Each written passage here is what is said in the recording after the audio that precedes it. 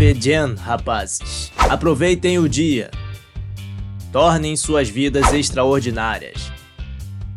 Em 1989, houve um filme que te fez rir, te fez chorar e te fez se importar. Você já teve um professor que te inspirou a pensar fora da caixa?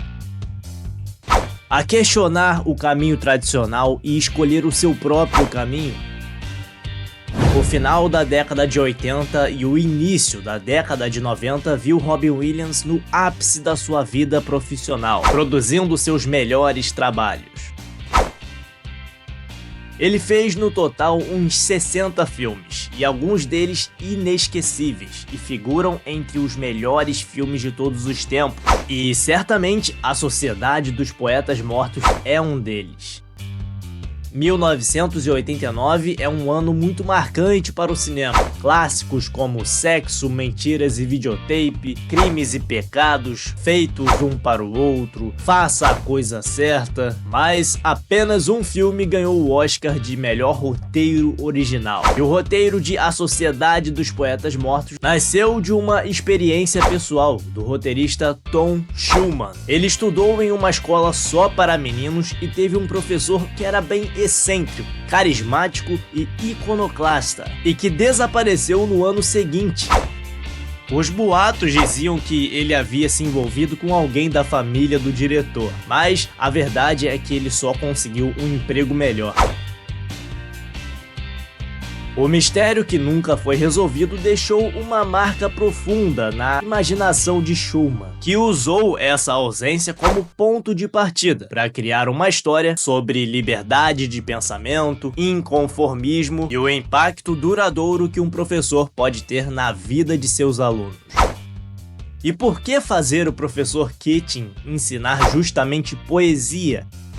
Segundo o roteirista Tom Schulman, essa escolha foi influenciada diretamente por seu pai, que era um apaixonado por poesia e vivia recitando versos em casa.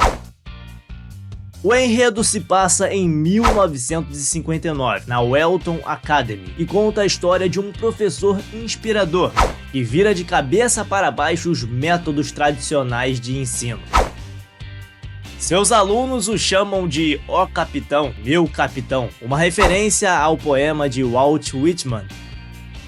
Ao descobrir que o próprio Keating é um ex-aluno da instituição, os garotos ressuscitam um grupo, a Sociedade dos Poetas Mortos, a qual o professor pertenceu e que se reúne em segredo. E enquanto isso, ele encoraja os alunos a descobrirem seu potencial interno.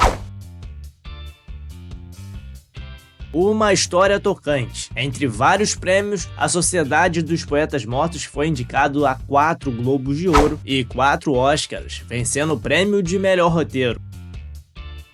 Nos anos 80 e 90, o diretor Peter Weir viveu o auge da sua carreira, se consolidando como um dos diretores mais sofisticados do cinema internacional. Ele vinha da cena australiana de cinema e já chamava a atenção com seus filmes mais autorais e enigmáticos, mas foi ao migrar para Hollywood que ele mostrou ao mundo do que ele era realmente capaz. Em 1981, ele dirigiu Gallipoli, com Mel Gibson, um drama de guerra que rapidamente se tornou um clássico na Austrália e mostrou a capacidade do diretor ao fazer um épico. Mas foi em 1985, com A Testemunha, com Harrison Ford, que ele explodiu nos Estados Unidos. Um filme que mergulha em um contraste entre a violência urbana e a vida pacífica dos Amish. O resultado foi uma indicação ao Oscar de melhor diretor e o começo de uma fase brilhante. A partir dali, ele se tornou esse diretor dos contrastes, né? Tradição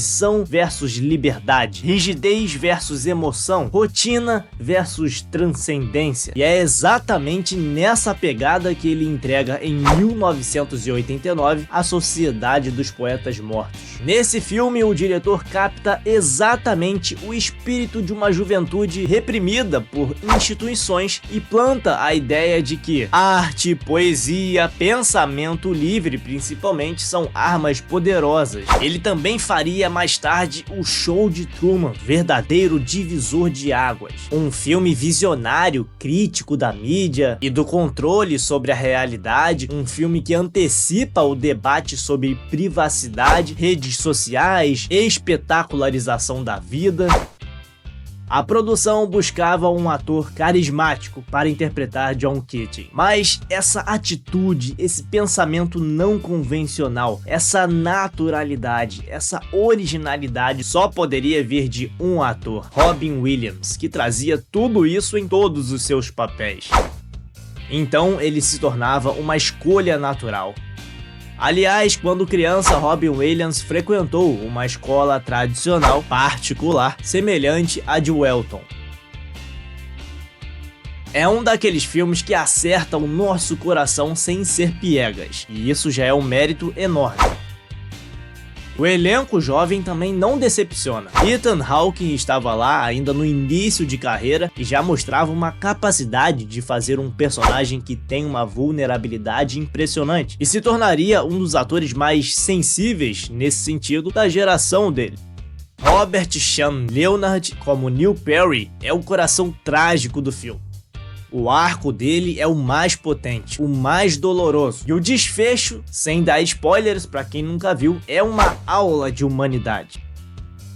Alguns vão dizer que o filme romantiza a rebeldia, sem soluções reais, mas essa crítica é um pouco cínica, porque a proposta aqui não é resolver nenhum problema, não é ser a solução, é acender a faísca. E isso o filme faz com maestria.